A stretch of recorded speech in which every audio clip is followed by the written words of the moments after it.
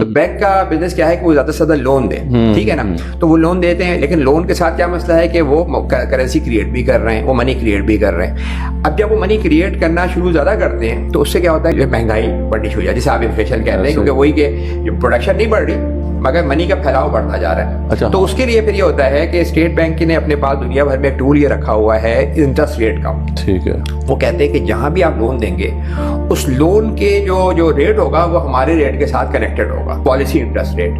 تو وہ کرتے یہ ہیں کہ جیسے وہ انٹرسٹ ریٹ بڑھا دیں, یعنی انٹرسٹ ریٹ جو ہے پاکستان میں آپ نے پتہ ہے پچھلے 2-3 سالوں میں انٹرسٹ ریٹ تقریباً 20% تک کے رہا ہے. 20% انٹرسٹ ریٹ کا مطلب یہ ہے کہ بہت سے لوگ جو ہیں وہ لون نہیں لیں گے یا لون واپس کریں گے.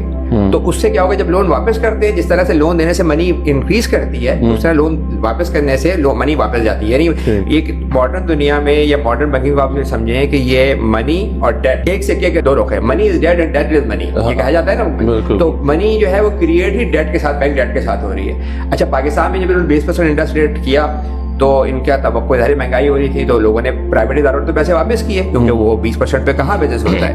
ان کی حالت خراب, اپنی چیزیں بیچ کے واپس کیا, لون لینے کو بند کر دیے. پچھلے آپ سمجھیں کہ پچھلے 2 سالوں میں پرائیویٹ سیکٹر نے جو بینکوں نے لون لیے ہیں اس میں صرف 2% پرائیویٹ سیکٹر کا ہے, 98% گورنمنٹ نے لیا. اچھا, گورنمنٹ کا ایشو یہ تھا کہ گورنمنٹ کے لون واپس کر ہی نہیں سکتی. اس نے اور کیا کیا کہ جب اس نے لون واپس نہیں کر سکتی, چاہے 20% پہ, اس نے اور لون لیے اور انٹرسٹ واپس کیا. تو اس سے کیا ہوتا ہے, منی کا پھیلاؤ بڑھتا ہے اور ہم مہنگائی سہتے ہیں. اور ہماری آنے والے ہمارے بچے جو ہے وہ قرض ادا کریں گے, کیونکہ منی کریٹ ہوئی ہے ڈیٹ کے ساتھ.